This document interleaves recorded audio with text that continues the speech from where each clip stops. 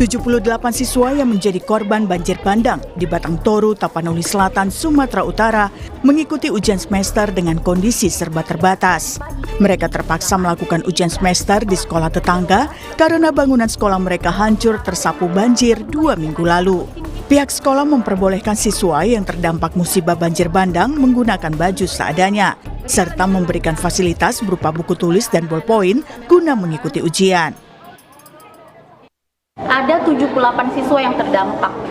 Terus mereka disediakan buku tulis sama pulpen, dikasih satu persatu setiap anak. Terus dengan keadaan baju apa adanya. Kita tidak pakai baju sekolah saat ini, Pak, karena baju sekolah dalam keadaan hanyut dan mungkin beberapa yang masih belum bisa bersih untuk dicuci. Menteri Pendidikan Dasar dan Menengah Abdul Muti meminta pemerintah daerah 3 provinsi terdampak bencana, Aceh, Sumatera Utara, dan Sumatera Barat, untuk menentukan sendiri jadwal pelaksanaan ujian semester.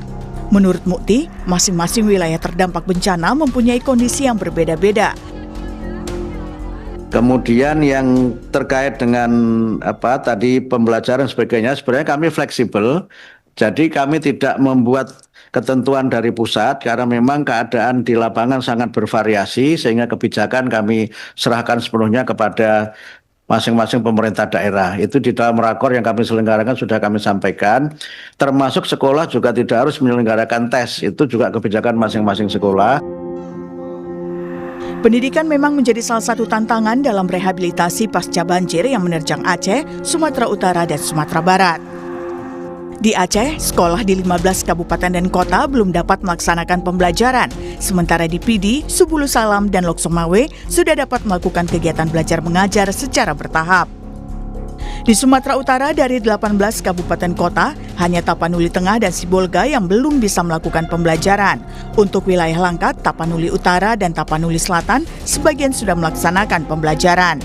Sementara di Sumatera Barat, dari 19 kabupaten kota terdampak, sebagian besar sudah dapat melaksanakan pembelajaran, kecuali 93 sekolah yang terdampak di Kabupaten Agam masih diliburkan sampai 22 Desember 2025. Tim Liputan, Kompas TV.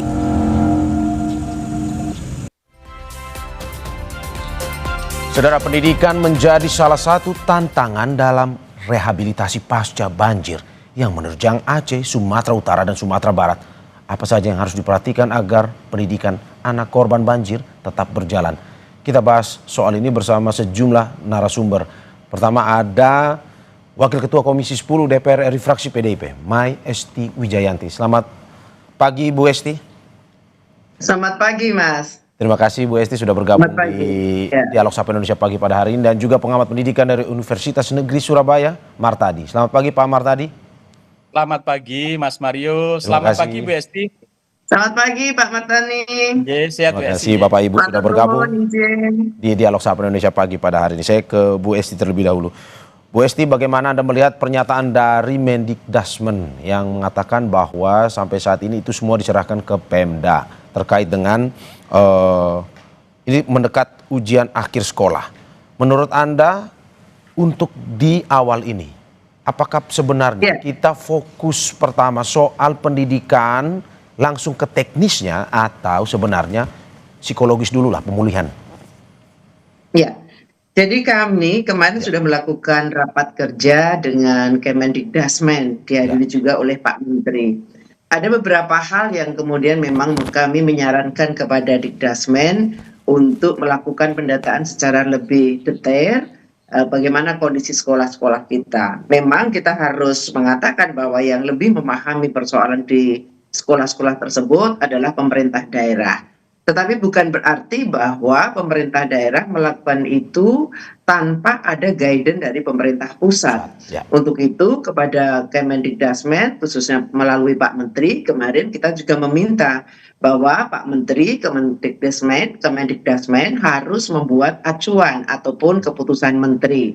Di ruang-ruang mana pemerintah daerah bisa melakukan keputusannya sendiri dan bagaimana intervensi dari pemerintah pusat. Contohnya kalau berkaitan dengan kondisi anak-anak kita yang sedang berada di lokasi bencana, sedang mengalami musibah ini, tentu kita berharap dari Dikdasmen justru bagaimana menguatkan untuk melakukan trauma healing. dengan berbagai pihak, kerjasama dengan berbagai pihak supaya anak-anak kita memang mempunyai ketahanan psikologi dengan situasi yang seperti ini. Berarti menurut Ibu kemudian yang jangan kedua, berarti menurut Ibu ya. jangan langsung teknis pembelajaran langsung dimulai setelah pasca banjir ini, tapi trauma healing, pemulihan psikologis itu lebih Pastilah, penting ya. pasti. Karena pendekatan ini saya kira yang memang harus kita lakukan sebelum mereka memasuki masa pembelajaran seperti sedia kala meskipun dalam kondisi keterbatasan.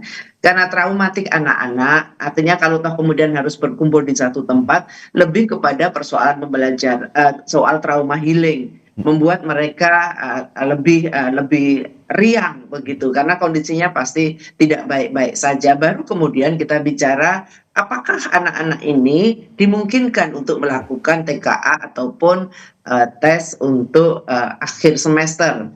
Kalau memang sekiranya itu di lokasi tersebut, karena tidak semua sama lokasi tersebut, tidak dimungkinkan untuk adanya TKA ataupun ujian akhir semester, mestinya memang itu kita tidak melakukan. Tetapi sekali lagi, kalau toh itu diserahkan kepada pemerintah daerah, pemerintah pusat harus ada guidance jelas. Ya. Ada peraturan menteri yang jelas untuk kemudian bisa ditindaklanjuti oleh pemerintah daerah setempat. Begitu, Mas. Oke, Bu, berarti yang saya simpulkan saja, berarti Anda meminta Mendikdasmen lebih fleksibel lah sebenarnya untuk pendidikan di daerah bencana ini ya?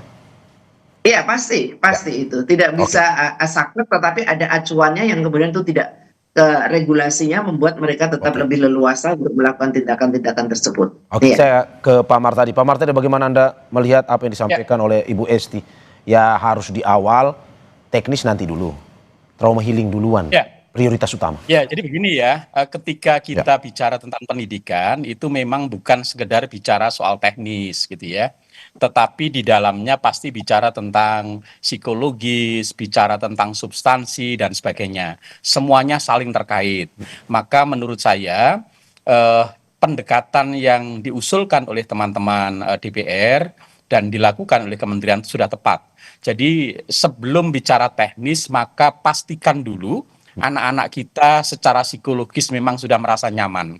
Dia merasa aman, ya. Dia merasa sudah tidak lagi trauma dengan peristiwa yang kemarin berjalan. Karena kalau mereka dipaksa harus ikut jadwal, sementara secara psikologis belum memenuhi kondisi yang nyaman, maka justru hasilnya tidak autentik.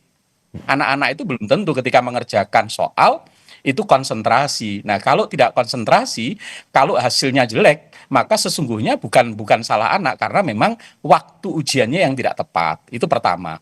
Sehingga menurut saya sudah betul harus ada fleksibilitas untuk memberikan ujian itu. Ujian bukan segalanya. Cari momentum di mana waktu anak-anak sudah mulai merasa nyaman, cari tempat yang nyaman, lalu kemudian anak-anak siap, baru kemudian dilakukan ujian. Bahkan ujian juga tidak harus pagi hari ya, bisa saja siang, biasa minggu, apapun. Yang terpenting anak-anak terdampingi dulu pemulihannya, karena itu adalah hal terpenting, karena akan mewarnai kehidupan anak selanjutnya. Oke, Pak Martadi, kalau kita berbicara spesifik soal trauma healing ini, trauma healing seperti apa sebenarnya yang dibutuhkan oleh anak-anak sekolah, guru, untuk pada akhirnya bisa siap menghadapi pendidikan ataupun kegiatan belajar mengajar nanti? Ya, trauma healing yang harus dilakukan pasti adalah anak-anak, ada orang tua, ada guru yang kehilangan anggota keluarga. Ada yang dia shock karena rumahnya hilang ya ditelan itu. Kemudian bagaimana dia menyaksikan ada tetangga, ada saudara yang kemudian mengalami kondisi dan dia tidak bisa menolong itu. Pasti harus dipulihkan dulu bahwa ini adalah sebuah kejadian yang memang harus diambil sisi positifnya, kemudian mereka mulai bisa lebih tenang menghadapi ini, dan kemudian dibangunkan rasa hope, optimisme bahwa nanti semuanya akan baik-baik saja, pemerintah akan hadir, kemudian mereka tidak sendiri dan semuanya. Ketika mereka sudah merasa nyaman, sudah mulai proses pemulihan, kemudian mereka sudah mulai ada hope untuk bangkit kembali meneruskan kehidupan, baru kemudian nanti kita bicara tentang persoalan teknis, bicara tentang ujian, bicara tentang persiapan sekolah, bicara dan seterusnya. Itu kira-kira Mas Mario. Oke, sebelum saya Ya, ke dan itu tidak hanya dengan untuk peserta didik, ya Pak Betul, Tadi. betul. Ya, Bahwa betul, ini juga betul. untuk tenaga pendidik dan tenaga kependidikan, sesuatu Betul. yang tidak mudah. Ya. Mereka juga membutuhkan penguatan untuk bisa melaksanakan kegiatan belajar mengajar berikutnya, begitu. Termasuk orang tuanya ya Bu Esti ya. Iya, termasuk Orang orang juga tuanya. mengalami hal yang Jadi, sama. Bahkan iya, mohon maaf Mas Mario, Ya. ini kami juga sedang melakukan trauma healing mahasiswa yang berasal dari daerah terdampak yang di Surabaya. Jadi bukan hanya kita bicara tentang anak-anak di di tempat daerah lokasi. terdampak, Ya. ini kami punya 650 mahasiswa yang berasal dari Aceh, Sumatera, Padang, yang sekarang mereka juga shock karena mendengar berita keluarganya itu. Dan ini kami juga langsung melakukan penanganan, lalu kemudian dengan cepat kita memberikan beasiswa sampai semester 8 dan seterusnya. Iya, Ini adalah keren bagian sekali. untuk penanganan secara komprehensif, bukan parsial, bukan hanya menekankan pada aspek ujian sekolah, teknis, itu hanya soal teknis sekali menurut saya. Ya Bu Esti, Anda juga melihat itu ya, bahwa guru menjadi sesuatu yang prioritas juga selain anak-anak ini ya untuk mendapatkan trauma healing tersebut karena bencananya bersifat masif dan semua merasakan. Betul. Jadi memang kita di dalam keputusan kemarin mendorong Kemendikdasmen untuk memberikan dampingan psikologis termasuk trauma healing. Ya. Jadi tidak hanya kepada anak didiknya saja, tetapi juga kepada guru, tenaga kependidikan, dan juga harus bisa menyentuh orang tuanya. Semuanya harus siap dulu. Dan kita berterima kasih kepada UNESA, bahwa UNESA bergerak cepat, salah satu perguruan tinggi yang bergerak cepat, untuk kemudian juga mengambil sikap luar biasa, kegotong royongan yang luar biasa ketika anak didiknya atau mahasiswa-mahasiswinya yang berasal dari daerah bencana mendapatkan beasiswa sampai semester 8. Ini luar biasa, tanpa harus menunggu apa yang bisa kemudian pemerintah berikan kepada UNESA, tapi UNESA memutuskan itu. Tidak semua perguruan tinggi sanggup. Maka kemarin ketika kami juga melakukan rapat dengan Dikdasmen, keputusan utamanya terkait dengan mahasiswa yang terkena dampak bencana, yang berada di luar daerah bencana, juga harus mendapatkan perhatian khusus. Jangan sampai mereka terputus menjadi DO begitu ya, atau skripsinya terlambat kemudian harus di drop out. Itu tidak kita lakukan. Kita meminta ada kebijakan-kebijakan terkait dengan mereka, termasuk juga pembayaran UKT-nya. Ya. Bagaimana negara kemudian juga harus hadir untuk mereka. Sekali lagi Pak Martadi, terima kasih. Ya. Kami mengikuti dan dilaporkan kita melakukan itu. Berarti bukan hanya mereka yang berada di daerah bencana ya Pak, tetapi juga berada di luar tapi memiliki hubungan dengan wilayah bencana tersebut. Pak Martadi, saya ingin tanyakan kepada Anda, berapa waktu lamanya kalau Anda lihat? Karena ada pembicaraan bahwa ini sebenarnya kalau sudah terlalu lama mungkin saja akan ada usulan kegiatan belajar mengajar secara darurat. Apakah bisa seperti itu, atau kalau menurut Anda, prediksi Anda berapa lama sebenarnya hingga akhirnya kegiatan belajar mengajar tersebut bisa dilakukan dengan normal lagi? Ya, tentu ini kan bergantung kepada komitmen dan kecepatan penanganan dampak yang terjadi. Jika kemudian proses pemulihan infrastruktur, kemudian penyiapan sarana sekolah itu bisa dilakukan dalam waktu hitungan bulan, taruhlah dalam 3 bulan ke depan, maka kemudian kita bisa saja segera melakukan proses pembelajaran secara normal.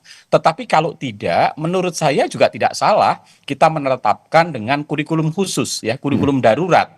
Sehingga nanti target kurikulumnya jangan disamakan dengan daerah-daerah yang tidak terdampak gitu ya. Saya pikir tidak ada masalah karena ruang-ruang itu ada di daerah, kemudian tinggal nanti secara pemerintah pusat menetapkan guideline. Saya setuju dengan Bu Esti tadi. Memang pemerintah pusat harus ada guideline. Karena apa? Seringkali daerah itu terlalu takut dan tidak berani mengambil langkah karena takut nanti akan ada sanksi, peringatan dan sebagainya dari pusat. Kalau ada guideline, ada surat yang diluncurkan oleh pemerintah pusat, maka daerah tidak ragu-ragu untuk mengambil langkah.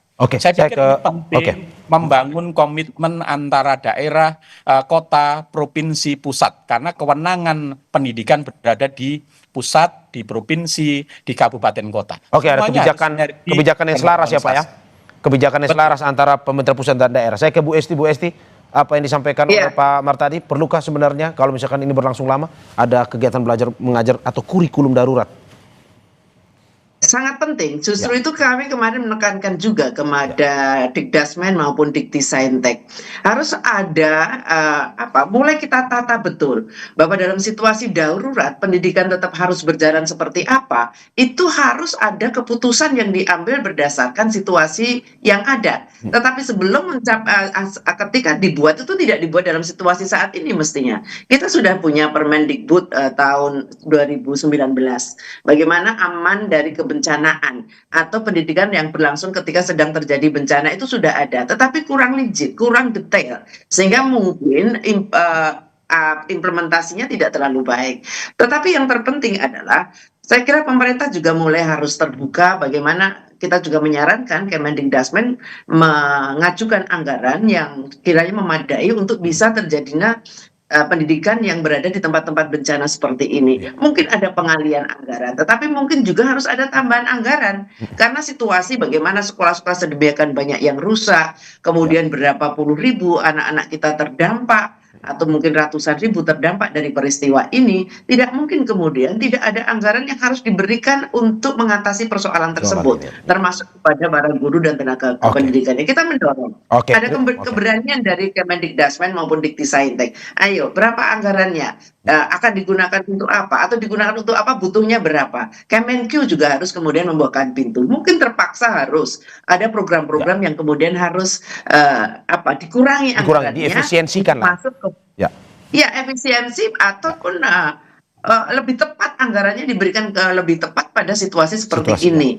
Mungkin mereka tidak butuh smartboard loh sekarang karena situasi sekolahnya sedang banyak yang menjadi seperti itu. Oke, smartboard kita tunda. Mungkin anggarannya bisa untuk apa? Tidak mengatakan smartboard tidak penting, tetapi situasinya yang tidak memungkinkan untuk kita menggunakan hal itu. Atau mohon maaf, mungkin MBG-nya bisa dikurangi sedikit untuk kemudian bisa dialihkan ke sana, karena setahu saya pengeluaran untuk MBG juga tidak sampai seperti yang sekarang kita anggarkan untuk itu. Begitu. Oke, terima kasih Bapak Ibu atas apa yang disampaikan. Semoga bisa memberikan masukan juga ke Mendikdasmen terkait dengan pendidikan yang berada di wilayah bencana saat ini. Sekali lagi terima kasih Wakil Ketua Komisi 10 DPR RI fraksi PDIP